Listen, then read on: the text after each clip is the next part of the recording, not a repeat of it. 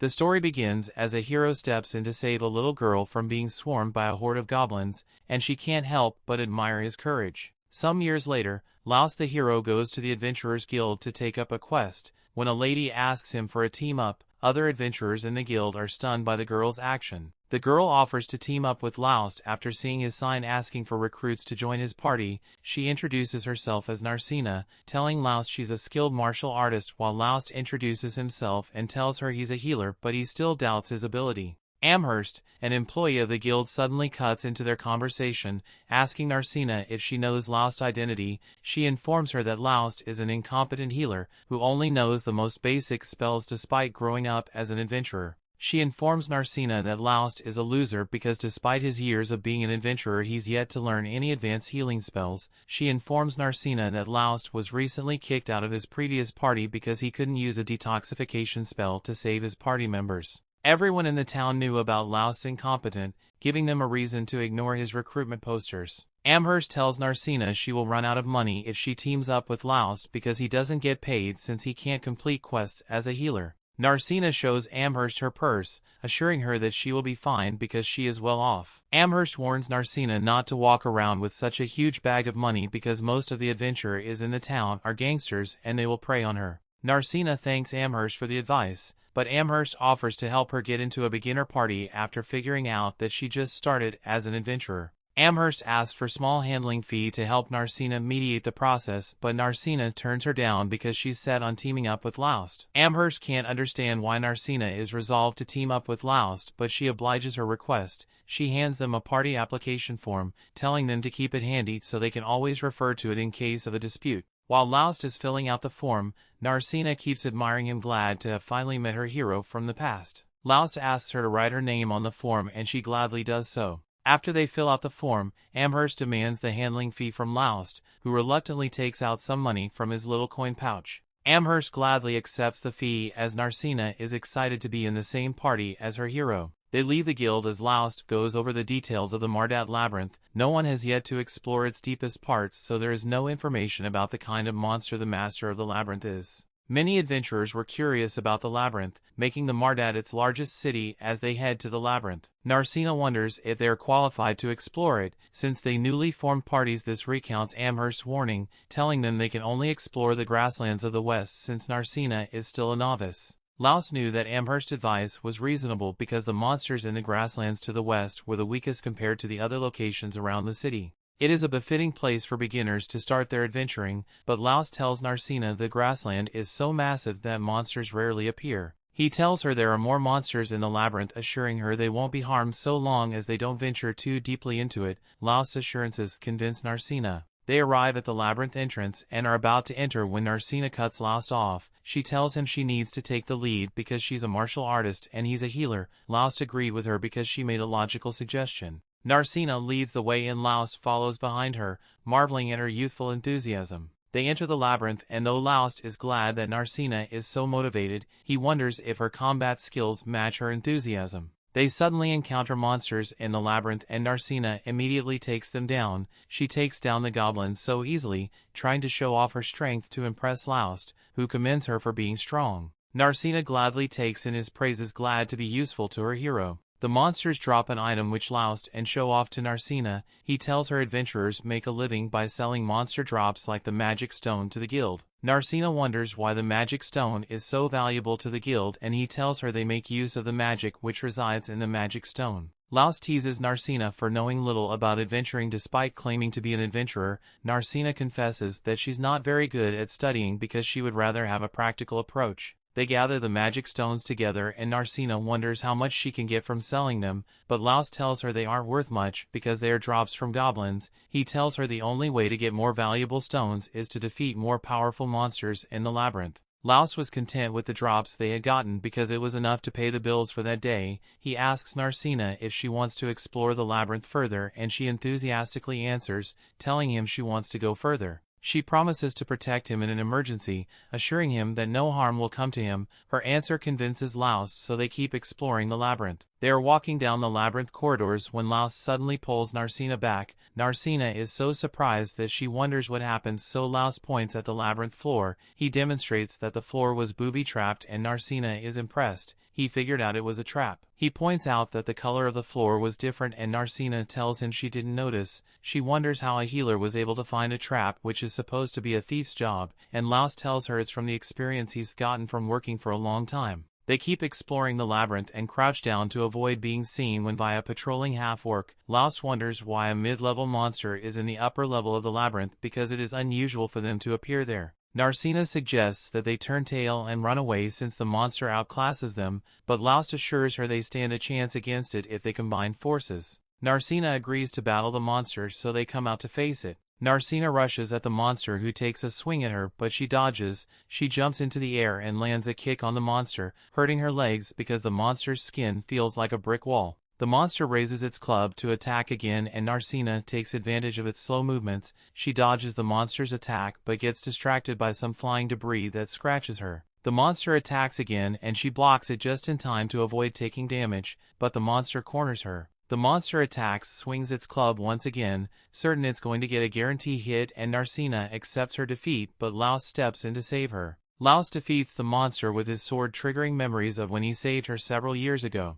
Narcina wonders if Laust is just a healer and tells her he has acquired many other skills because he has been an adventurer for a long time. Narcina is impressed by his variety of skills, but Laust suddenly notices that she's injured. Narcina tells him not to worry about it because it's a scratch that will heal in no time, but Laust tells her even the smallest scratches need proper treatment. He tends to her wound, healing it immediately. They go for the drop from the half-orc and Narcina is impressed by how much bigger the monster's magic stone is compared to that of the goblins. Laust is glad the magic stone will fetch a good price because it has a high magic content. He asks Narcina what she wants to do next, suggesting that they go back since they've gotten so many magic stones, but Narcina tells him she's still capable of fighting. They decide to keep hunting monsters while Narcina is still bursting with energy. After their exploration, they return to the guild with the magic stones and Amherst is surprised they defeated so many monsters in just half a day. She realizes that Laust took Narcina to the labyrinth instead of taking her to the grasslands as suggested. She scolds Laust for taking Narcina to the middle level of the labyrinth because it's the only way to get a half-orc magic stone,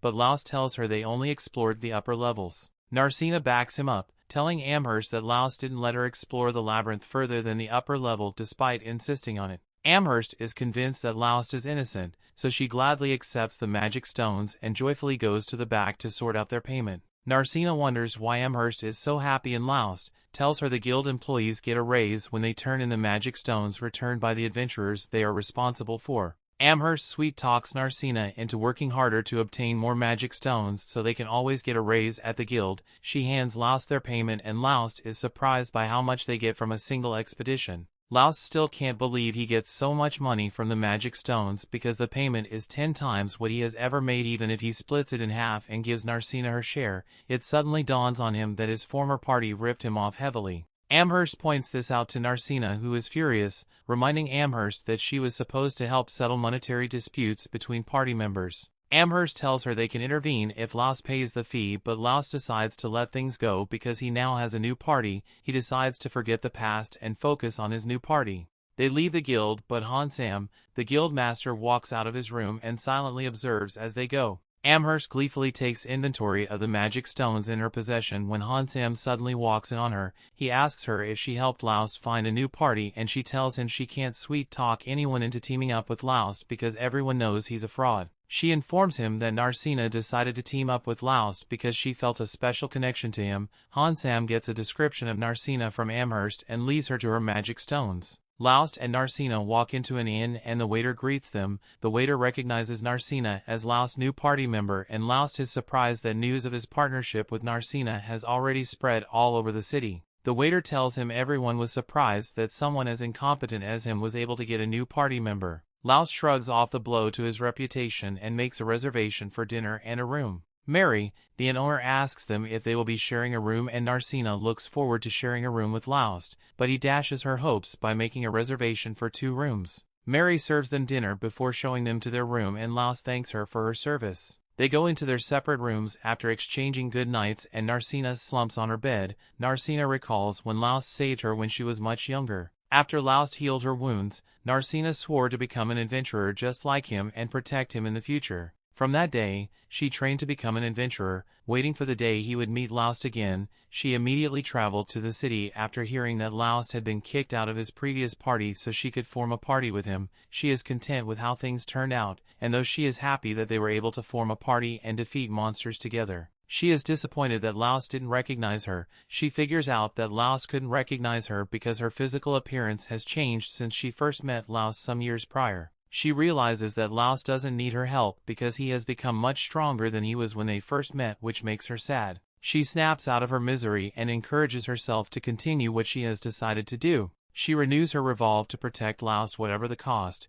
She didn't want to conclude that she came to the city for nothing, so she put her doubts behind her. She gets ready for bed, but something bothers her. She can't help but wonder why the townsfolk think Laust is so incompetent despite his overwhelming strength. The story continues. We see in the past when Laust was still part of Lightning Blade. The party was up against a Hydra and one party member has already been injured by it, so it was Laust's job to heal her while the party leader held off the monster. Unfortunately, while Laust was able to heal a physical injury, the woman was also poisoned, so she asked if Laust could deal with the poison as well. Laust apologizes and tells her he can't actually get rid of the poison, so the woman gets pissed because that means she has to recover by herself. The leader asked her to stop complaining and get back into the fight already because he can't keep the Hydra busy forever, but with the poison still in her system, the woman is in no condition to fight. The leader asks Laust to get her back in shape, but Laust says he can't do it and that they should have brought an antidote potion with them. The leader argues that he didn't buy one because antidotes are expensive and that's supposed to be Laust's job as a healer. Since Laust and Siberia aren't going to get much help for now,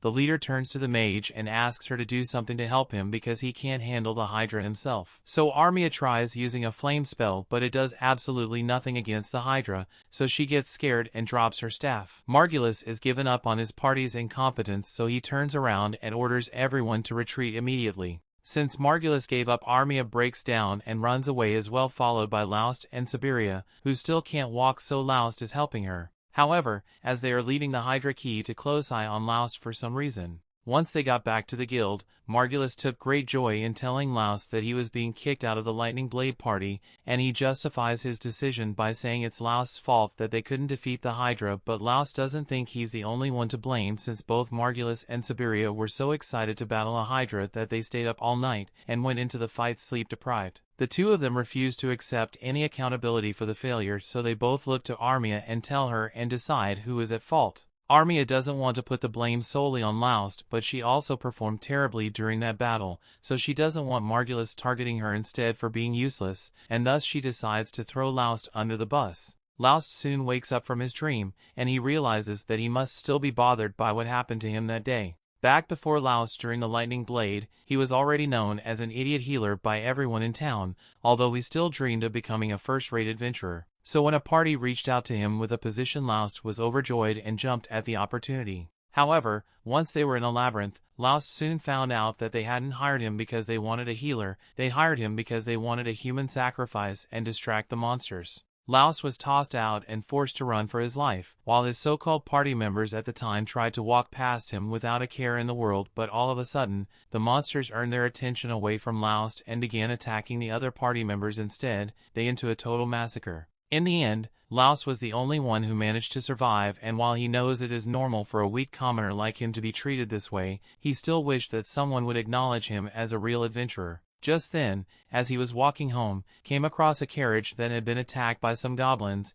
and normally he wouldn't care enough to put himself in danger by helping, but he saw how scared the little girl looked, so he threw caution to the wind and ran down to defend her, even though he was just a useless healer. He did his best to fight off the goblins, but he still sucked at combat back then, so in a matter of minutes, Laust got knocked out by a club to the back of the head. Laust fully expected to die that day, but he eventually wakes up and finds the little girl standing over him. He wonders how he could possibly still be alive, but then he looks over and notices that the Knight's Order had shown up and defeated all the goblins. He went through all the effort of trying to act heroic, but in the end, it looks like he's still an absolute idiot no matter what he does. However, despite the fact that he didn't do much, the girl still thanked him because his actions brought enough time for the knight's order to make it here, and she thought it was really cool the way he jumped in to save her. Laos notice is a scratch on the girl's arm, so if he raises his hand to heal her injury and she's thankful for it, but Laos doesn't think he deserves any praise because low heal is the only thing he can actually do.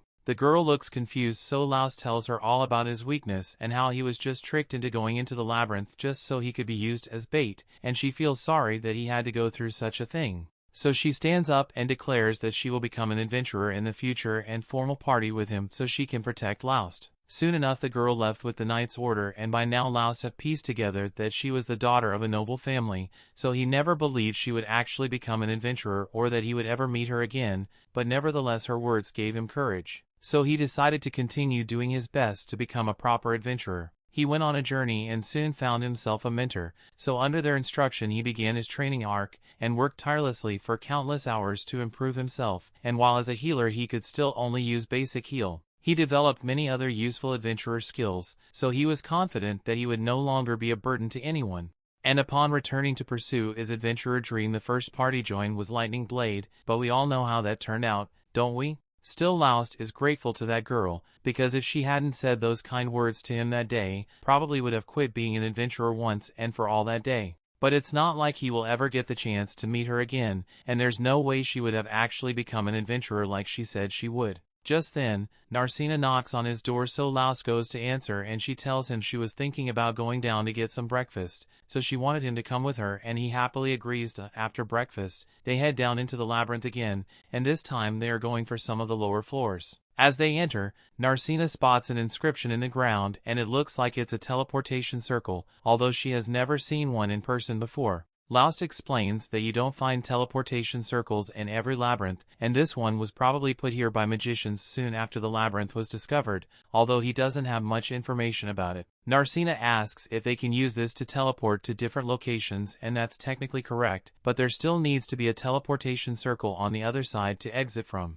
That sounds really convenient, so Narcina wishes there was a teleportation circle installed in the city, so they didn't have to walk all the way out here, but the knowledge used to create these circles was lost hundreds of years ago, so there's no way to make new ones. They both step onto the teleportation circle, and after a bright flash they appear on one of the lower floors. Laos tells Narcina that this is one of the mid-level floors, so the monsters here are going to be a lot stronger than the goblins she fought yesterday, and he wants her to be extra careful. Laos and Narcina begin fighting their way through the floor, but Narcina goes off on her own and tries to punch a lich, but Laos warns her against it. Liches are monsters made up of pure spirit energy, so physical attacks won't work on it. Laos suggests they fall back since they don't have anything that can damage the lich, but Narcina says she actually has a trick up her sleeve that she may be able to work against it. Laos decides to trust her, so the two of them face off against the lich, and Laos goes out in front to act as bait. He then starts running away, and as the lich chases after him, he runs past Narcina, who is preparing herself to take the lich down. All people possess a form of spirit energy within them called ki, and as a martial artist, Narcina has training enough that she's able to control the ki within her body and use it as a weapon by covering her fists with it. This way, when she goes to attack the lich, she punches a hole straight through it, and it soon disintegrates like any other monster and drops his magic stone. Laos runs over to check on her, and she seems perfectly fine, aside from the wounds she got on her arm. Laos tells her to stay still for a second because he wants to try something, so he pulls out a magic item that enhances the effects of healing spells, and uses it to heal Narcina's wounds. They head back to the guild together to show Amber the stones, and she is shocked that they managed to defeat a lich, but she is also excited for the commission she will get from this sale. Laos and Narcina get a lot more money than they were expecting, so they are in a really good mood and start heading back to the inn, but along the way, they run into a fight going on in the middle of the street. Things like this have been becoming more common over the years as more and more outlaws move into town to become adventurers, and they've been given all the honest adventures a bad name. It's a real mess, but there's nothing Laos or Narcina can do to change it, so Laos suggests that they should just enjoy their money and have a fancy dinner tonight. A little while later, Laos and Narcina are seated at their table and then serve one of Mary's best dishes to eat. While they eat, Narcina says she has a question she's been meaning to ask, so she points out to the giant stone pillar on the edge of town and asks what that thing is. At first she thought it was a building, but it has no windows or doors, and it doesn't look like a monument either, so it's really confusing. Laos shares her confusion and explains that he doesn't know what is either. He once got curious about it and asked one of the workers about it while it was still being constructed, but the workers didn't know what it was for, or who was paying to have it built. Narcina can't believe something like that was possible, but apparently an agent just showed up one day with some money and blueprints, so no one ever met the funder. Still, as strange as it may seem, Laos just chalks it up to some billionaire doing random shit, and he's perfectly fine with that since the towers aren't actually hurting anyone, but he also wishes some of that money could have gone towards building a wall for the city since it doesn't have one. Narcina agrees that a wall for the city would be nice, but at the same time she doesn't think there's much to worry about since with the number of adventurers that live in this city, whether it is monsters or thieves that attack, she's sure it'll be able to fight off any threats. After dinner, they both head back to their room, but before Laos goes to bed for the night, Narcina calls him back. She clearly has something to say, but she can't bring herself to see it, so she just tells him goodnight and heads to bed. Inside her room, she jumps on her bed and is upset because she wanted to tell Laos that she wants stay in the same room as him, but she couldn't come out and say it because it was too embarrassing. In the other room, Laos is lying in bed with his mind at ease now that he has such a great party member. He was able to continue adventuring thanks to that little girl's motivation, and while he doesn't know if he will ever get to meet her again, he has a lot to thank Narcina for. In other news, Margulis has just found a new member for the Lightning Blade party, and while he seems really excited to have Lyra join the team, Siberia doesn't seem to like her very much, and Armia is too shy to make direct eye contact. Anyway, now that the team is complete again, Margulis is eager to head out and finally defeat that Hydra once for all.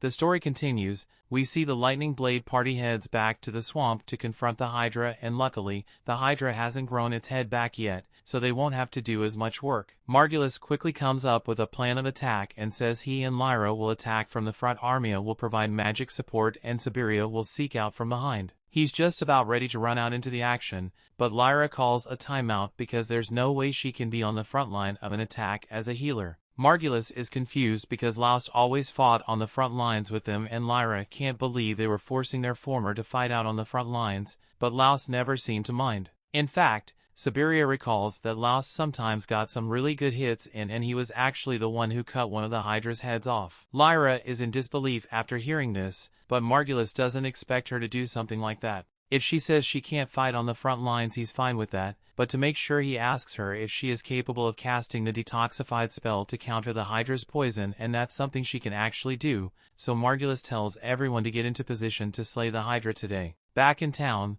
Laos and Narcina have just returned from their latest trip into the labyrinth, and Amherst is glad to see that they've brought more gems to sell to her, but she reminds Laos that he shouldn't push Narcina too far because she is still only a new adventurer, so Laos assures her that he's being very careful about the fights they get into. Amherst is glad to hear that they're being cautious, but there's still a limit to how much can be done with a party of two, so she suggests that Laos and Narcina should think about recruiting some new party members to make things easier for them. Laos agrees that more party members would make things easier, but ultimately, he decides that it isn't worth the hassle since he and Narcina are already making a lot of money as they are. Amherst admits that he's right, since with the amount they've been making recently, they could probably rent a house instead of staying in an inn if they wanted to. Narcina had no idea it was possible to rent a house in the city, so Amherst explains that there's a limit to the amount of equipment and items that you can store in an inn, but that's not an issue when you have a private room, although it's quite expensive, but the real value shines when there's a male and female party, so the extra privacy allows for a lot of late-night activity.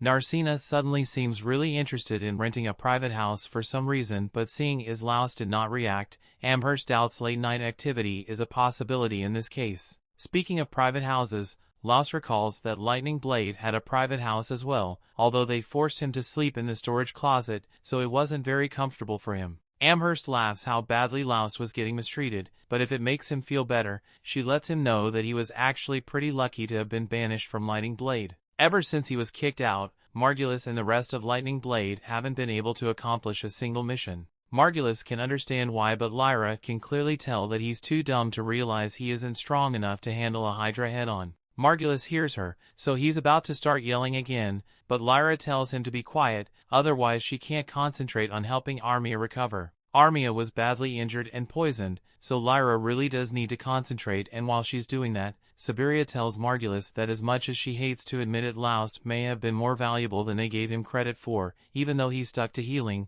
he was still able to get the job done in the end, and he also didn't notice that they were scamming him out of his money, so he was the perfect party member. Margulis is really wishing Laust hadn't quit, but Siberia reminds him that he was actually the one who kicked Laust out of the party, and he made a big show of it too. Margulis had totally forgotten all about that, but if he was the one who kicked Laust out, then he thinks it should be easy to get him back. All I have to do is ask, and he is sure Laust will rejoin the party immediately, because after all they're the famous Blades of Lightning, so no one would turn down an invitation to join the party, although Siberia is starting to question if she even wants to stay in the party at this point. By the next morning, Lyra is finally done healing Armia, so she wakes up and thanks her for the healing, but Lyra is just happy she could help. She asked if Armia feels well enough to eat, and since she does, Lyra heads downstairs to get some food for her, but when heads downstairs to ask where the food is stored, she realizes Siberia and Margulis are gone, and she has no idea where they went. Margulis and Siberia are currently the guild,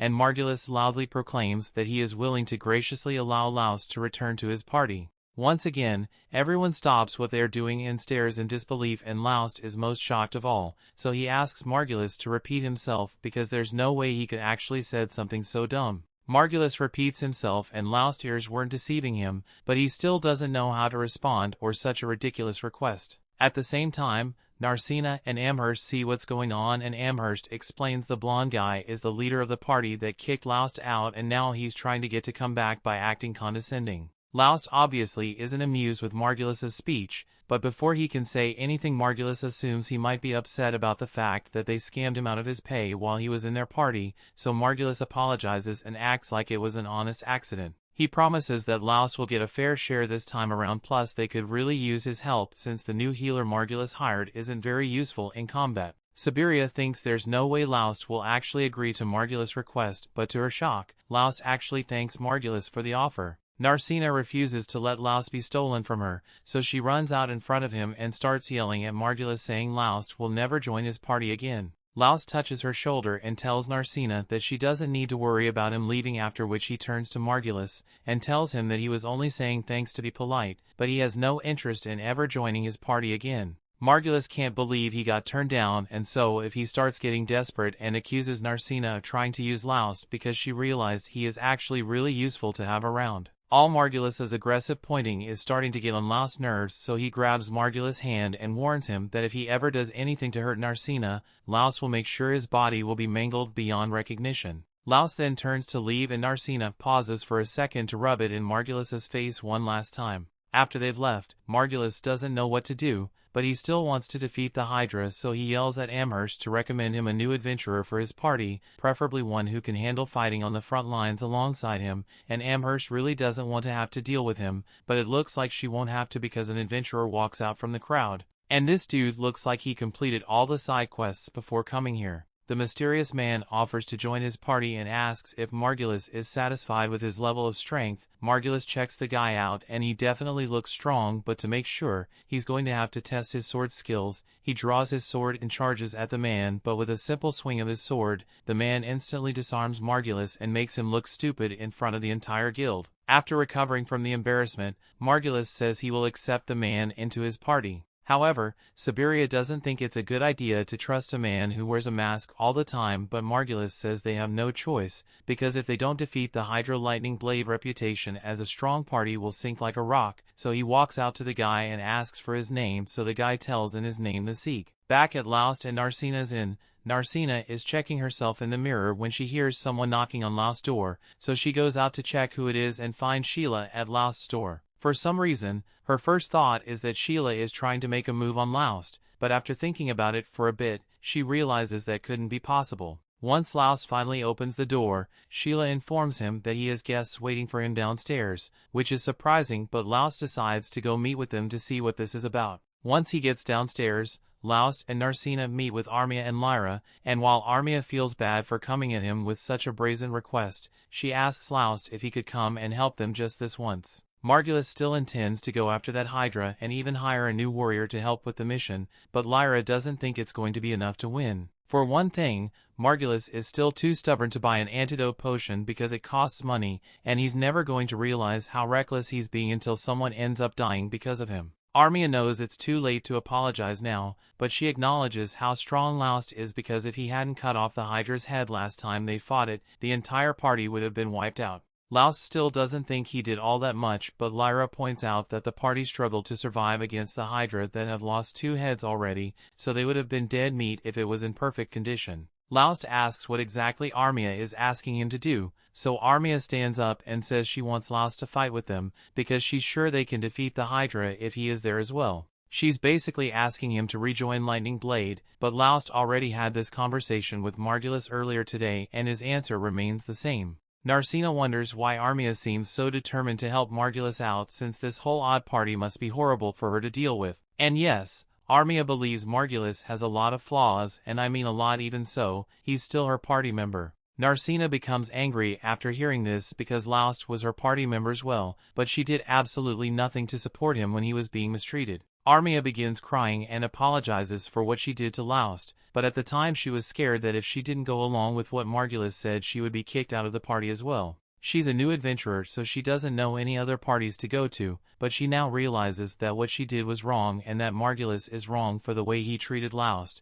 But even though she doesn't agree with Margulis's way of doing things, she still doesn't want him to get himself killed in an unwinnable battle. Lyra tells Laos that Armia is serious about her apology and she's been agonizing over it for a long time, so while she understands Laos can decline the request, she asks that he at least consider accepting Armia's apology. Laos gets up and tells Armia that he holds no grudge against her, so he will accept her apology, but he still has no intention of returning to Lightning Blade. Armia is disappointed, but she accepts his answer and says she won't bother him about it anymore. Just then, Mary comes over and she's brought a whole feast to cheer Armia up since she looks like she hasn't been eating well. While Armia is eating, Laos talks with Lyra and asks if there is any way for her to take Armia and leave Margulis' party, but if she could have done that she wouldn't have come here in the first place. Laos knows how Margulis treats people, so he suggests that Lyra should lead his party anyway, but Lyra refuses to do that since she would be leaving Armia to defend for herself under the leadership of that idiot. The next day, Margulis finally introduces Lyra to Sieg since they will be fighting the Hydra again today, but she seems to recognize him from somewhere, so she wants to have a word with him. She asked what he's doing here and why he is disguising himself, but Sieg is still trying to pretend that he has never met Lyra before, so he tries walking away, but as he does so she notices the sword on his back which used to belong to a person named Ronaldo, so she accuses him of stealing it, but Sieg denies it and says it was handed down to him as a gift, so he's no thief. He may have cleared his name of theft, but the fact that he admitted knowing Ronaldo lets Lyra know that he is indeed the same Sieg she knew. However, she decides to keep his secret identity hidden, since it seems important to him. Later on in the day, Laos and Narcina are heading into the labyrinth as they usually do, but he can't help but worry about Armia and the rest of Lightning Blade because he has no idea if they are truly ready for the battle or not. The story continues. We see Narcina tears through some works the same way you tear through a bag of Cheetos at 3 a.m. Our blue-haired bombshell of a heroine demonstrates exactly why she's the perfect partner by single-handedly dispatching the entire group of monsters with ease. Laos is impressed, but Narcina already eager for the next challenge. Unfortunately, Narcina lost her Ozempic prescription and she's hungry, so the next challenge ends up being lunch. The two find the perfect spot on the dirty dungeon floor, but instead of bringing some packed sandwiches, Narcina surprises Laos with a huge feast. It turns out that Betty Crocker forced them to take the leftovers from earlier, but somehow Laos didn't notice Narcina bringing the giant box of food. As they stuff their face holes, Laos explains what kind of monster his old teammates are up against. The Hydra is a truly terrible foe, with more muscles than a JoJo protagonist, and a body covered in scales strong enough to deflect both physical and magical attacks. As if being indestructible wasn't enough, it's also filled with protagonist-killing poison. These dragons are somewhat rare, but among other monsters of its caliber, it's the most common. Thanks to this, the Hydra has been studied extensively by past adventurers, and they have come up with a number of methods in order to deal with it. Its poison will have anyone spraying blood from both ends, like they just ate a Taco Bell taco filled with broken glass, but luckily there's an antidote available for purchase. It's rather expensive, however, which is why Laost's old broken team didn't have one before. Laos explains that his old team will have to rely entirely on their new healer's detoxifying magic. Narcina can't help but feel a little nervous hearing all this, but Laos soothes her fears when he describes the kind of people in his old team. Its leader Margulis may look like the free hero you get in mobile games, but he's actually a really exceptional swordsman. As long as he doesn't run for his life and doesn't underestimate his opponent, Margulis can be quite formidable. Laos also knows Siberia that she has top-notch speed and agility. Her talent for stealth could be enough to sneak up on any monster, even one with as many heads and eyes as the animators decided to slap onto this thing called a Hydra. Narcina doesn't like hearing Laust speak so highly of his old squad because they dropped him, the same way you guys drop an anime after the first filler episode. However, Laust says that the only language he knows is the truth, so Narcina keeps her opinions to herself now. Instead, she mentions how tired she's getting challenging the same dungeon day after day. Laust agrees that it might be time to move on, and Narcina excitedly brings up the wetlands that are not too far away. Meanwhile, in the wetlands not too far away, we join Lightning Sword. They're in the middle of fierce combat with the Hydra that looks like it was solely created to remind side characters that they're not main characters. Margulis manages to land a cutting blow against one of the many heads, and their latest member Seek follows that up with a slash of his own that nearly decapitates the beast. Pressing his advantage, the masked swordsman readies another assault, but as his blade reaches the beast, he pulls back and retreats. Margulis angrily calls him out for not finishing the job, but Seek counters by asking if Margulis would really be alright with him taking all the glory for himself. He believes that Margulis, the trophy man, deserves this trophy for himself. After all, Margulis the Hydra Slayer does have a better ring to it than all his other stupid nicknames. Eager for me to stop making fun of him, Margulis charges headlong at the monster, but he's quickly sent packing after his foolhardy attack. Lyra's busy treating their rogue, but she can't believe that their brain-routed leader is charging straight at the monster. He has no chance because the dragon's basically a walking tank with more blackheads than Siberia's back. Lyra continues to complain, but Siberia says that's just who he is. She likes bad boys and she finds his stupidity rather charming. With her injuries healed and her terrible choice in men, the rogue rushes back to make more poor life choices. Just then Lyra's attention shifts to Seek, who seems to be merely observing from a distance, and she wonders what he's planning. The fight has dragged on for a while now, and the Hydra is beginning to slow down. Siberia's distractions allow Margulis to deal considerable damage, and in this world with no child labor laws, Armia is working overtime with their magical assault. With their powers combined, Lyra is confident that the Hydra will soon fall. Her hopes are shattered when the Hydra sends a huge rock into the chest of the little child labor who now wishes she was assembling Nikes like the other kids. Armia is terrified to see that the monster has now fixed its gaze on her. She lets out a blood-curdling scream as it draws close, and things take a dark turn as something strange begins to happen. A dark smoke-like substance begins emanating from her body that no one can identify until Seek points out that it's fear. As it turns out, fear is exactly what monsters like to Hydra feed on to grow stronger. What's odd is that fear is not something usually visible to the naked eye like this. The team soon realizes that they have been surrounded by the smoke as it flows in from every direction. Lyra shocked to realize that what they are seeing is mana, something only found in the deepest parts of the labyrinth. Mana, fear, or whatever this mist is, the Hydra absorbs it hungrily and it begins to change. With enough magical power, monsters are capable of mutating something that can often increase their abilities and turn them into even more terrifying opponents. Unfortunately, instead of transforming into something truly creative, the low-budget anime studio just changed its color and throw on some more heads. Still, the beast is several times more powerful than it was before, and Lyra never imagined that she would see a transformation happen in real life. There is no way for Lightning Sword to beat this new and improved monster, so Seek tells Lyra to take care of the mage and Margulis it is time to retreat. Margulis, the legendary Hydra Slayer, does not retreat however, he charges forth once more intent on taking at least one head as his prize, but as his blade makes contact with the Hydra scales, it cracks and snaps in two, completely failing him like the cheap gaming mouse you bought fails you right in the middle of a match. Left defenseless, Margulis nearly finds a new home at the back of the Hydra's throat, but Laust appears to save him just in time. Margulis is shocked to see his old teammate, but there isn't much time to talk. With Narcina's help, the two manage to drive back to Hydra, but Laust is needed somewhere else. Seek points out that Laust is a mere healer and sends him off to go treat Armia while he holds the beast back. Lyra has used up all her side character points so she can no longer help their fallen mage. Luckily, Laust arrives with plenty of his plot armor tokens,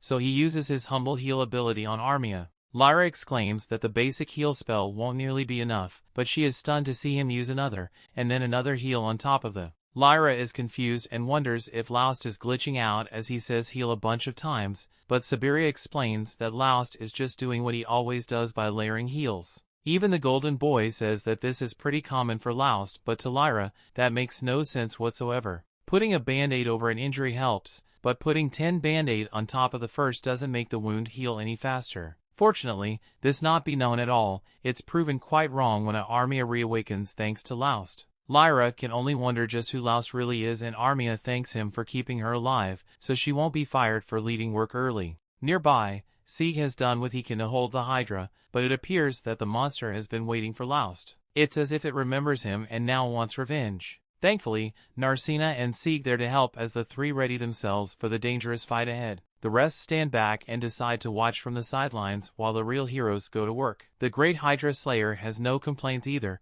but only because his sword is broken, not because he's a coward. The intense fight begins as Narcina lands a stunning punch, and Laust capitalizes on the opening she provides. Meanwhile, Sieg's great sword cleaves a head clean off in a single stroke. Margulis is shocked to see that his blade didn't break, but Lyra explains that it's a magical sword. Margulis is stunned because he has heard of this legendary blade, and it's way better than his pathetic sword that his girlfriend always laughs at. Just then a costly mistake by Narcina sees one of her strikes countered by the Hydra, and she is thrown to the ground. Disturbingly, the monster doesn't attack, but instead seems to take her hostage and dares Laust to fight it one-on-one. Lyra comes in with more epic world building by explaining that monsters don't just get stronger when they mutate into slight variations of themselves, and they get smarter too. This monster now has more intelligence than one head than their entire party, and its heart is full of vengeance. Laust is no punk, so he tells everyone to stay back and he accepts the challenge. Laust dashes forward with the scene quickly cuts to a disappointed old man. When we return to the fight, we see the Laust has been defeated. Even though the dragon has 1,000,000 IQ points, it's still not above flexing on noobs, so it's taunt Laust with a battle cry. Laust just hopes that the dragon won't start teabagging him, and he reaches out to his loyal teammate before losing consciousness. The others tremble in fear as they're out of options, but Laust's body begins to pulse. Everyone is shocked as our hero finds the strength to rise again, this time burning with the terrible aura. It turns out that the mysterious old man was not disappointed by Laust's weakness, he was disappointed that the power inside Laust that should have remained in eternal slumber has now awakened. Just then a glowing horn spots from Laust's forehead, as he's infused with the sudden burst of power. The dragon instantly senses the danger, so it moves in to end the fight quickly, but it's too late. With one fell swoop, Laust destroys the Hydra, cutting it down to size before he himself collapses unconscious. When our favorite OP healer awakens, he finds a very worried Narcina leaning over him. Thankfully, Lyra was there to heal him back to health, but she reminded him that such magic doesn't grow on trees, and she'll be sending him her bill later, and it might hurt more than the Hydra. She asked what all that horny business was earlier, but Laust has no clue what she's talking about. Regardless, Laust's old teammates change their attitudes faster than you change clothes after realizing you haven't showered for a week. Margulis is delighted to realize that his good buddy Laust is so strong, and he's convinced that with him at their side, they could even beat the master of the labyrinth himself. Siberia reminds him that no one has even seen the master and says that they should slow down a bit. For the time being, they can sell all the magical stones they gathered after defeating the Hydra. Such a haul split between the three of them is enough to make them all quite rich. Laust points out that more than 3 people helped, but that's not how the lightning sword operates. Margulis deems that the 2 newbies on the team hardly did enough to earn a share, and he thinks that it's simply Laust's trophy waifu. Margulis then declares that he, Siberia and Laust can claim the prize for themselves, and even poor Armia isn't included because child labor is cheap anyway. The evil Margulis even goes as far as to suggest that Armia might never wake up, so they might as well just sell her for some extra coin, considering how useless she is as a mage. Narcina quickly fed up with this dark turn of events, so she knocks Margulis off his feet with one solid punch. The fallen trophy case starts whining that guild members are forbidden from fighting each other, and he demands that others testify against Narcina. Naturally, the people he just pissed off didn't see a thing and they have nothing to testify to. Luckily for him, his partner in crime is there to back him up, and she says that should let the guild know that they're collaborating to break the law. Sieg has a change of heart and says that he might have seen something after all. However, much to Margulis' chagrin, he reveals that what he saw was someone trying to human traffic a young girl. Lyra agrees some pervert definitely tried to sell an unconscious person off, an evil felony that demands punishment, even in a fictional anime world. Sieg says that he can't let this go, and Margulis is shocked when he hints at what his real identity is. Afterwards, Margulis and Siberia get their just desserts and are tied up, like you or when you're watching anime and your friends want to hang out. Sieg takes off his tiny mask that hides absolutely nothing to reveal his true identity. His real name is Zyge, an absolute shocker by the animators.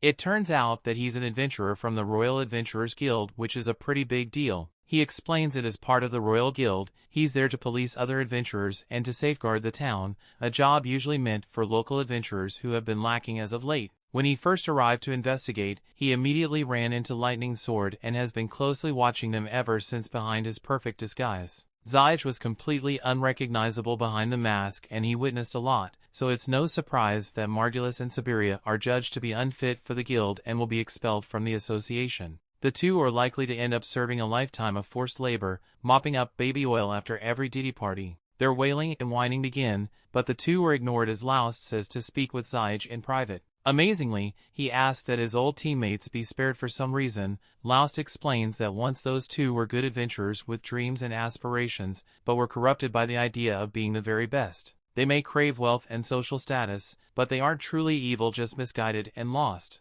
Laust's speech works way better than mine does when trying to get out of a speeding ticket, so Zyge agrees and releases the two of them. However, he makes sure that they understand that he might always be watching, and they will never know it because he will be wearing his mask again. The lucky pair doesn't need any more convincing and quickly run off, hopefully right out of this story for good. Zyge explains that even if they had been expelled, they would only go on being their devious selves, trying to human traffic anyone they came across. This way, as adventurers, the guild can keep an eye on them. However, Amherst isn't so sure about that. Keeping tabs on those two might have been easy in the capital city, where high-level adventurers hide their identity using sophisticated disguises, but this is just a small town and they don't have those kinds of resources. Zyge agrees and suggests that he stay a while to make sure that things stay on the level around here. With all that said and done, Narcina isn't feeling the best about what just happened. She regrets convincing Laust to help his former teammates, but Laust isn't worried. He may still have feelings for his team, but he feels good about the way things ended and has no regrets. He actually thanks Narcina and asks her to keep being his partner, to which he happily accepts. That night, Zyge and Lyra discuss his true mission. As Zig explains it, he's here to investigate the town in light of all the mutations going on, like the Hydra they just brought down. It turns out that he used another disguise on top of his old one to hide from even the higher-ups. It was a mustache and practically wiped his existence off the face of the earth. With the information he gathered, he thinks that the Adventurers Guild is directly responsible for the mutations, and he even suspects that the boss in charge might be behind it all. He asks Lyra to help him and to form a party together like they did in the old days. Lyra, while hesitant, agrees on one condition: Armia the mage has to join the party too. Zyge welcomes a new addition and says that he's going to need all the help he can get, especially now that he has witnessed the kind of monster-like strength Laust displayed in their fight. Someone like Laust demands all of their attention. The story continues. We see the next day, Sieg and the others meet up with Laust and Narcina for breakfast, and they tell them about their decision to form a party together. Narcina is surprised to hear this, but their party composition is pretty balanced since they have a warrior, a healer, and a mage. Narcina asks Armia if she's alright with this arrangement, and Armia is more than satisfied because she would have had nowhere to go. Sieg and Lyra hadn't taken her in, so she feels deeply indebted to them for it. After breakfast, Narcina asks Laust what he wants to do today, and surprisingly Laust says the first thing he wants to do is head to the guild. Normally they wouldn't head there so early in the day, but with all the commotion yesterday, he forgot to exchange the Hydra magic gem for money, so he wants to get that done now. But the gem isn't the only reason he wants to go. He has been thinking about taking on a quest from the guild, since it's a way they could make money aside from selling magic gems. Narcina knows quests involve accepting jobs to do things like defeat monsters, find special items, or act as bodyguards for a group, and in exchange for the service the guild will pay them money, but she has never considered taking the quest herself before. However, Laust tells her that if she wants to continue doing well as an adventurer, then she's going to have to gain some experience with completing quests alongside fighting monsters. Narcina has touched that Laust is thinking about her so much, but when Laust notices that she's gone quiet, he asks her if something is wrong, and his face is a little too close to hers, so she's all embarrassed and tries to change the subject. A little while later they finally arrived at the guild, but it seems like all eyes are on them for some reason. Narcina wonders why the atmosphere here seems so hostile, but then Laust overhears some of the adventurers gossiping about how he single-handedly slayed the Hydra, and he now understands what's going on. He pulls Narcina aside to warn her that they are going to need to be careful from now on since the others in the guild have learned about their fight with the Hydra, and there may be some people here who will try to steal the Hydra magic stone from them since it's really valuable. Just then Laust and Narcina are approached from behind by a group of adventurers, and Laust recognizes the leader as Marnell. Marnell says he wants to have a little chat with Laust, but Laust is hesitant to agree since it looks like Marnell is trying to jump him. Marnell realizes there has been a misunderstanding here, so he tells his guys they are making Laust nervous so they should go wait outside for a minute. Marnell apologized for coming to him with such a large group, but when his guys heard that Laust the Ignoramus defeated a Hydra single-handedly, they all got curious and wanted to ask him about it. But before any of that, Marnell wants to sincerely apologize a lot for not helping him out when he needed it. Everyone in the guild knew that Margulis was mistreating Laust, yet none of them did anything to fix the situation. They all just looked the other way and ignored Laust's issues because they didn't want to have to deal with Margulis, and worse yet, they all mocked him behind his back, so they were just as bad as Margulis. While Marnell may not have done anything to Laust directly, he knows the way he ignored Laust was terrible, so he hopes Laust can forgive him, but Narcina cuts him off and says his apology is not accepted. Laust had to endure years of torment and mockery from everyone in this guild, so if they want forgiveness, Narcina says they all have to get on their hands and knees and beg for 3 days straight. Laust pleads with Narcina not to take things too far because if she actually forces him to do that, then everyone is going to think Laust is the bad guy here. Besides, even if he may have defeated the Hydra, Laust is still an inadequate healer who can only use one heal spell, so he doesn't think they were wrong when they called him an ignoramus. Laust clearly hasn't learned anything about self-respect because he tells Marnell it's okay for people to keep calling him Laust the Ignoramus, and extends his hand for a handshake to show that he has no hard feelings about it. Marnell shakes Laust's hand and tells him that if he ever finds himself in trouble, then he and his party will do whatever they can to help. Now that that's over, Laust and Narcina finally take the Hydra gem to Amherst so she can appraise it, but Amherst is left in utter disbelief because this is the most unique magic stone she has seen in a long time. The Hydra's mutation caused a drastic change in the composition of the stone, so now she says it might be worth well over 10 times the original price. Monster mutations don't happen often, so any mutated stone would be worth a lot on its own, but this one is from a Hydra, so it's especially rare. The fact that the Hydra mutated in the wetlands is also a problem though, since monster mutations require an enormous amount of mana, and the wetlands normally don't have enough mana to facilitate yet. It's possible for mana accumulate outside the labyrinth, but it's unlikely for that to happen naturally, and there's also the fact that Laust and Narcina encountered a high-level orc on the upper floors of the labyrinth, so there's definitely something going on in there. Narcina asked why the guild hasn't done something about this, like send an expedition out to investigate the cause of these strange occurrences, and that's a good question, so it's Hansam, the branch manager, happens to be walking by. Laust and Narcina decide to report the matter to him. In Hansam's office, Laust and Narcina give detailed accounts of the high-level monsters on low-level floors and the Hydra mutating outside the labyrinth, but Hansam doesn't seem to care. Laust tries to convince him that this is a serious issue, since if they don't find out why monsters have been getting stronger lately, then other adventurers might end up getting hurt. But once again, Hansam says he doesn't have time to deal with such a trivial matter, and if adventurers end up dying because of something like this, then they were probably better off dead anyway. Laust sees that Hansam has no intention of investigating the events, but even if he's not going to do anything about it, Laust suggests that he should at least post a warning to let people know of the new dangers, but Hansam seems at a personal grudge against Laust, so instead he warns Laust to either stop complaining or to get out of this town. They aren't getting anywhere Hansam, so they leave his office, and Narcina is really pissed at him for what he said. Laust tries to calm her down and says Hansam is probably too busy to deal with the issue, but that's not why Narcina is angry. She's angry because of the way Hansam treated Laust, because there was no reason for him to be so hostile, but Amherst tells her that that's just the way Hansam, the master of this guild, Mist, is an old and reclusive person, so they almost never leave their office. That's why Hansam has been left in charge of running the guild, and though he may not be the best person, he gets the job done, so there aren't many complaints about him. The only problem is that he expects everyone to be perfect, so he would constantly berate people for even the slightest mistakes, and that really gets on her nerves. That aside, Laust says she has a favorite ask of Amherst since he was hoping to pick up a quest with Narcina. Amherst is more than happy to help, so she brings out a list of all the quests that are available at the moment and allows Laust to look through it. The quests all seem to be pretty mundane, especially this one about a guy looking for a fishing buddy in the labyrinth, so Narcina is really disappointed. Amherst understands that Narcina thinks it's a bit lame, but she would still be getting paid for it, so it's an official job and she shouldn't look down on it. While Laust is looking for the rest of the list, he notices a quest which involves defeating a monster, and Narcina seems to be a lot more excited about this one, since it sounds like it will be action-packed. She says she's interested in taking this quest, but Amherst is a little hesitant to let her have it since it's not exactly a good fit for their party. The quest is to eliminate a phoenix that lives near one of the mid-4 teleportation circles, and if they manage to pull it off it would earn them a lot of money, but a party consisting only of a healer and a martial artist won't stand a chance against that kind of monster. Laust agrees with Amherst on this since it would be practically impossible to defeat a flying phoenix when they don't have a long-ranged attacker. Amherst says she would only allow them to accept the quest if they had a warrior and a mage,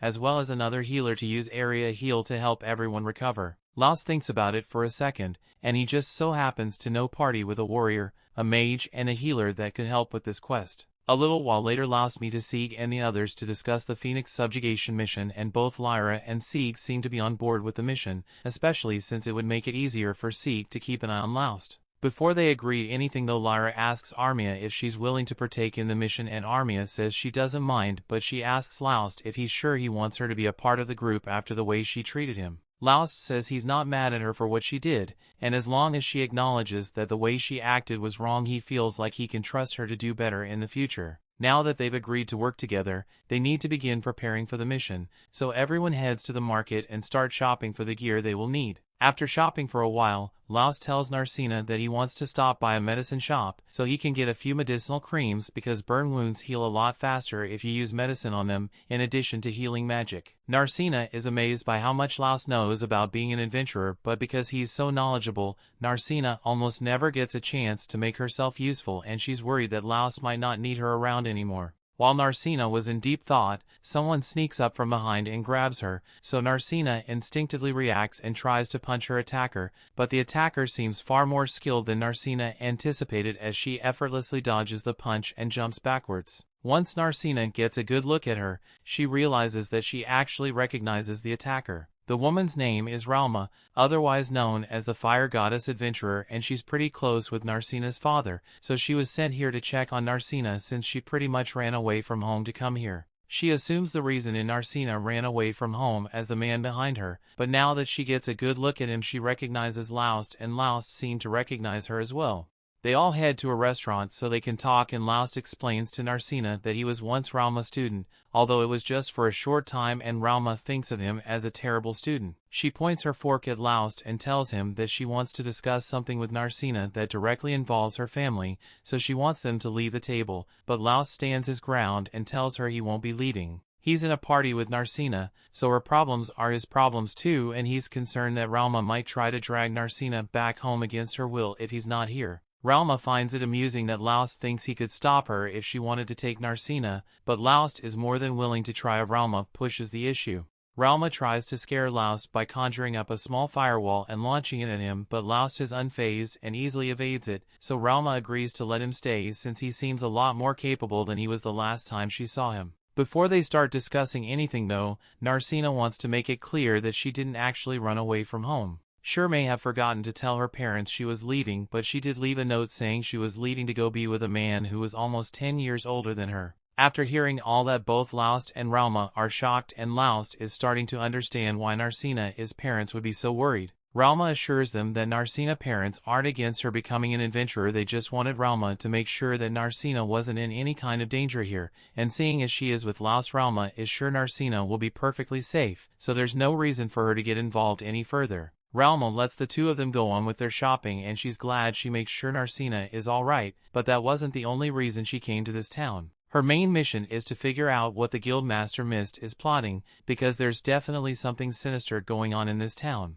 The story continues. We see our group makes their way into the labyrinth with the teleportation circle, and Narcina is on guard the second they come out. But to her surprise, the Phoenix is nowhere to be seen. She thought they would have to fight it as soon as they got here, but Laust tells her the Phoenix wouldn't fit in here. Phoenixes aren't necessarily giant monsters, but the passageway it's too small for any phoenix to crawl through. So the group is going to head a little deeper into the labyrinth to find it. Monsters with wings don't like cramped spaces like these, but the group eventually comes across a wide open area which looks exactly like a phoenix of preferred habitat. According to the info Lyra got about this place is apparently newly discovered, meaning there is a lot of unexplored paths and unclaimed treasure to be found in both Narcina and Armia are excited to hear that, but there's one problem. The Phoenix is in the way of the unexplored territory, so no adventurers have been able to go in, which is why the guild put out a bounty on it. Laust examines the area and finds some scorch marks on one of the broken pillars, so now that he has confirmation that the Phoenix was indeed here, he throws a rock out into the room to make noise and lure the Phoenix to his location. Before long, the Phoenix makes an appearance in all its blazing glory, and the group is ready to take it on. Meanwhile, back at the guild, Amherst is sitting at her desk, bored out of her mind, when all of a sudden Ralma walks in. Amherst is immediately intrigued and rushes up to Ralma to be the first to greet her. Ralma is surprised by how nice Amherst is being considering the fact that she's a guild staff member, and she's right to be skeptical since Amherst is usually anything but nice when it comes to adventures. But after one look at Ralma, Amherst could tell that she's no ordinary adventurer. Amherst has no idea of who Ralma is or what her title may be, but with all the expensive magic items Ralma is wearing, Amherst is sure she must be rich. She asks how she can help Ralma, so Ralma tells her she wants to meet with the guild branch president. Amherst is a bit taken aback since the branch president never accepts visitors, so she asks if Ralma has some sort of appointment, but Ralma never made one. Amherst then asks if Ralma happens to be a friend of the branch president, but Ralma denies that although she does have a relationship with the branch president, but it's more like she wants to kill him. After Ralma says this, Amherst says she can't help since Ralma just admitted to trying it to the branch president. Her nice act also disappears as she starts calling Ralma an idiot, but Ralma doesn't have time to deal with this, so she decides to just commit arson and get it over with already. Amherst runs away and Ralma starts aiming for the branch president's office, but before she fires her shot, Hansam walks up behind her and stops her. He tells Ralma that she can talk to him if she needs anything, and he also informs Amherst that Ralma is known as the fire god, and if she wanted to, she could turn everyone in this building to ash, so Amherst better leave before she makes Ralma mad again. Back in the labyrinth, the Phoenix hasn't come down at all, so neither the swordsman nor Narcina are going to be able to attack it. With how things are going, Laust wishes he had brought a bow instead of the sword, but Narcina thinks they should be fine since it's not like the Phoenix can attack them from way up there. She was wrong, the Phoenix totally can attack from that distance, and it aimed its fireball straight at Narcina, so Laust had to jump in to save her. After he gets her to safety, he explains that while the Phoenix also attacks with its claws and fiery body, it can also launch long-distance fireballs, which makes it tricky to handle. Back of the guild, Ralma speaks with Hansam in his office, and before they start, he asks her if her complaint is about the situation in the labyrinth as well. Ralma is surprised that he would mention that, so Hansam explains that he just had a couple of adventurers complain to him about the dangerous conditions within the labyrinth. Ralma asks how he responded to their complaint, but all Hansam did was tell the adventurer to leave town if he doesn't like the working conditions. That doesn't seem fair, but that's beside the point because Ralma has a different complaint to make. She has noticed that there are a lot of thugs in the city acting as adventurers, and she believes the guild is intentionally bringing them here. Hansam is stone-faced and denies her claim. That's not the only thing Ralma wanted to talk about. There's also the matter of that giant pillar on the edge of the city, and the others like it all over town because she has a bad feeling about them. Hansam denies knowing anything about that, but Ralma accuses him of lying because for adventurer towns like these, the guild branch president is basically the king, so there's no way that Hansam would be acting guild president and not have any idea about what those towers are. Hansam asks her if she's got any proof of her claims because if not, she should just leave if she doesn't like the situation here. That's another reason Ralma is suspicious because not only did the guild bring those borderline criminals as adventurers, all the decent adventurers who complain about the guild actions are told to leave the town. Ralma is just speculating here, but she thinks the guild might be planning something that involves sacrificing a bunch of adventurers in this town, so they are filling with criminals who no one would miss, and telling all the decent people to leave instead, and that sounds a lot like someone is planning a labyrinth rampage. Down in the labyrinth, the group is still having trouble dealing with the Phoenix and its fireballs. So far, none of them have been hit. But with all this fires, sooner or later all the oxygen in the room is going to be burned up, and they won't be able to stay any longer if that happens. Right now the Phoenix is just trying to drive them out to protect his territory, since it knows it can't beat the 5 of them in a fight, and that means they can escape if they need to, but they are here on a quest to take this thing down, so they got no choice but to fight it. Zyge asks Armia if she knows how to use water magic, and it's not her specialty, but she says she can cast a water area attack. Even if she can't completely wipe out the Phoenix, if she can at least take out a bunch of its feathers, then it should be enough to bring the monster to the ground and allow Zyge to finish it off. There's still a bit of a problem since it will take Armia while to cast her spell. But until then, Zyge promises that he will make sure she's unharmed. Laust and Narcina are also going to be there to help, so she can rest assured that the plan will work. Armia agrees to do it, so everyone charges forward and begins drawing the Phoenix's attention. While they have it distracted, Lyra tells Armia to get ready, so she begins casting her spell and forms a water arrow. Once she is done casting, she fires it at the Phoenix and the spell takes out one of the monster's wings, so it falls into Zyge's range of attack. Once the opportunity is presented,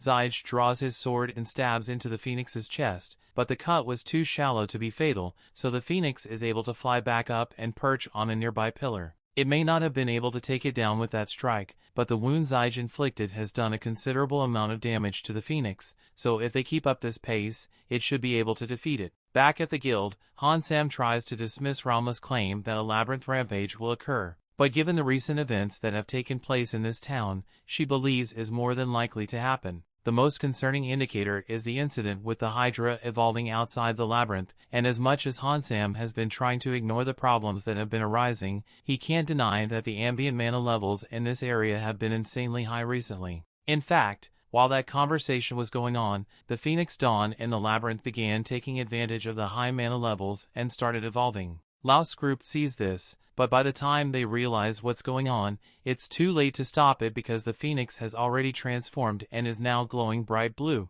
Narcina is confused because Laust's Polder evolutions are supposed to be rare, and Laust is just as confused as she is because 2 high-level evolutions happening in the span of a few days is completely unheard of. Armia starts freaking out after the monster evolves, and if she ends up passing out in fear like last time, since monsters feed on fear, she's basically going to become a power plant for the Phoenix. On top of that, if Armia isn't able to overcome her fear on her own, then she's always going to be a useless adventure. The Phoenix catches a whiff of Armia's fear and immediately locks in on her, spitting an extra large fireball in her direction. There's plenty of time to dodge, so Lyra yells for Armia to run, but Armia is frozen stiff by fear. So Lyra is forced to run up and drag her out of the way, but they aren't going to be able to get out of the way in time. At the last second, before the two could become charcoal, Zyge jumps in and slashes the fireball in two. He made a promise that he would not let Armia be hurt, and no matter what he's going to keep his word, so he pleads with Armia to get back on her feet and fight with them. Hearing this, Armia finally snaps out of it and realizes that her friends are going to die if she doesn't get her act together. So she stands and apologizes to them and she's ready to cast her spell, but she's going to need them to buy her some time. Narcina is the first to run out and attack the Phoenix since it's within her strike range, but even though she had a clean hit off on it, the Phoenix took no damage and Narcina's fist catches on fire. Luckily, it was just her glove that was on fire, but now she's starting to reconsider the viability of boxing the Firebird. The Phoenix comes back for round 2 and Narcina has no way of defending herself, so Laust jumps in and blocks its attack with his sword. Unfortunately, the Phoenix's flames are insanely hot, so while he manages to save Narcina from getting burned by using his sword, he no longer has a sword to use. Thankfully, while Narcina and Laust were engaged with the Phoenix, Armia had enough time to finish casting her next spell. And while it's difficult to perform 2 attacks spells in a row, she managed to successfully fire a massive ice arrow of the Phoenix and take out one of its wings. Zyge then runs out in an attempt to finish off the Phoenix, but the last second, it starts flying again and Armia doesn't have enough energy to fire another spell, so it looks like they might be screwed. But just then, Narcina comes up with an idea and starts climbing up using some broken pillars until she's above the Phoenix, and now that she has the high ground, she uses a spirit kick to knock the Phoenix back to the ground. And the second she does, Laust shows up and uses his dagger to finish it off. After the Phoenix disappears, everyone begins congratulating Armia for doing such a good job, since they never could have defeated the Phoenix without her attack magic. Armia is so glad that she finally made herself useful, that she breaks out in tears and thanks everyone for their support. While Armia goes to pick up the magic crystal, Zyge and Lyra talk to one another and they comment on how Lausted didn't end up transforming like he did last time. They have no idea what happened to him back then, but until Zyge can figure out what's going on with him, he will have to keep a close eye on Laust. The group returns to the inn after that, and Ralma is already there waiting for them. She congratulates Laust for successfully taking down the Phoenix and Laust appreciates it, but he wonders how Ralma could have possibly known about that.